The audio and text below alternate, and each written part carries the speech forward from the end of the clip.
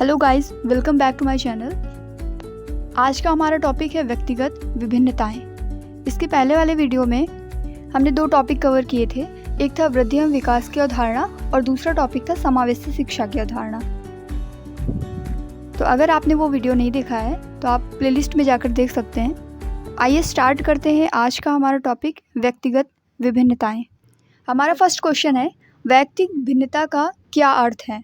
दो व्यक्तियों में शारीरिक भिन्नता होना। कोई दो व्यक्ति शारीरिक, मानसिक योग्यता और संवेगात्मक दशा में समान और एक जैसे नहीं होते हैं। कोई दो व्यक्ति शारीरिक और मानसिक योग्यता में समान और एक जैसे होते हैं, या उपरोक्त में से कोई नहीं।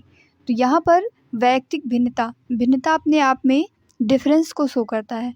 तो यह केवल शारीरिक भिन्नता को शो नहीं करता, यानी कि फर्स्ट ऑप्शन हमारा रॉन्ग हो जाएगा। इसी के साथ साथ एक जैसे यानी कि समान की बात कर रहा है, तो ये भी ऑप्शन हमारा रॉन्ग हो जाएगा। और उपरोक्त में से कोई नहीं, ये भी रॉन्ग हो जाएगा। ऑप्शन नंबर बी की तरफ अगर हम देखें, कोई दो व्यक्ति शारीरिक, मानसिक और संवेगात्मक दशा में समान और एक जैसे नहीं होते हैं, ये ऑप्शन हमारा बिल्कुल राइट हो जाएगा। क्योंकि व्यक्तिगत भिन्नता का तात्पर्य ये होता है कि कोई भी दो व्यक्ति ना तो शारीरिक रूप से समान हो, ना मानसिक रूप से समान हो, ना ही संवेगात्मक दिशा में समान और एक जैसे हो सकते हैं। सो ऑप्शन बी यहाँ पर हमारा राइट आंसर हो जाएगा। इसके आगे हम बढ़ते हैं क्वेश्चन नंबर 2 की तरफ। क्वेश्चन नंबर 2 क्या है?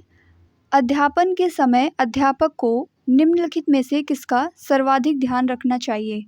ऑप्शन है विषय वस्तु, विद्यार्थियों की आयु, व्यक्तिगत भिन्नता, या फिर विद्यार्थियों की पारिवारिक पृष्ठभूमि। तो यहाँ पर हमें उस ऑप्शन को सेलेक्ट करना है जो सबसे ज़्यादा सुटेबल होगा। तो पहला ऑप्शन विषय वस्तु है, दूसरा है विद्यार्थियों की आयु, तीसरा है व्यक्तिगत भिन्नता और चौथा है विद्यार्थियों की पारिवारिक पृष्ठभूमि। विद्यार्थियों की पारिवारिक पृष्ठभूमि से हमारा कोई मतलब नहीं होगा, और विद्यार्थियों की आयु भी उतना मैटर नहीं करती है। विषय वस्तु भी उतना मैटर नहीं करेगा जितना मैटर करेगी व्यक्तिगत भिन्नता। तो अध्यापन के समय अध्यापक को किस चीज़ का सर्वाधिक ध्यान रखना चाहिए? व्यक्तिगत भिन्नता का।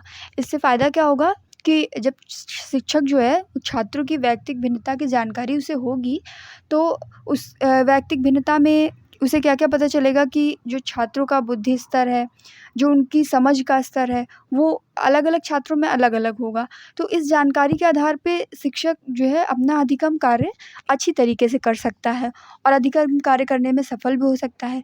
इसलिए उसको सर्वाधिक ध्यान बच्चों की व्यक्तिगत भिन्नता पर रखना चाहिए। फिर इसके बाद में हमारा क्वेश्चन नंबर 3 है, व्यक्तिगत भिन्नताओं का प्राथमिक कारण है।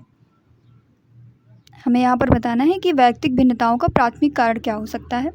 ऑप्शन है पर्यावरणीय प्रभाव, दूसरा ऑप्शन है हमारा आनुवंशिकता एवं पर्यावरण के बीच जटिल पारस्परिक क्रिया, और तीसरा ऑप्शन है कि लोगों के द्वारा माता पिता से प्राप्त आनुवांशिक संकेत पद्धति, और चौथा ऑप्शन है जन्मजात विशेषताएं। तो यहाँ पर हमारा राइट ऑप्शन कौन सा हो जाएगा? देखिए, व्यक्तिगत भिन्नता जो होती है उनका मेन रीज़न होता है आनुवंशिकता और उसके साथ साथ पर्यावरण के बीच जो पारस्परिक क्रिया होती है, यानी कि ऑप्शन बी हमारा यहाँ पर राइट आंसर है।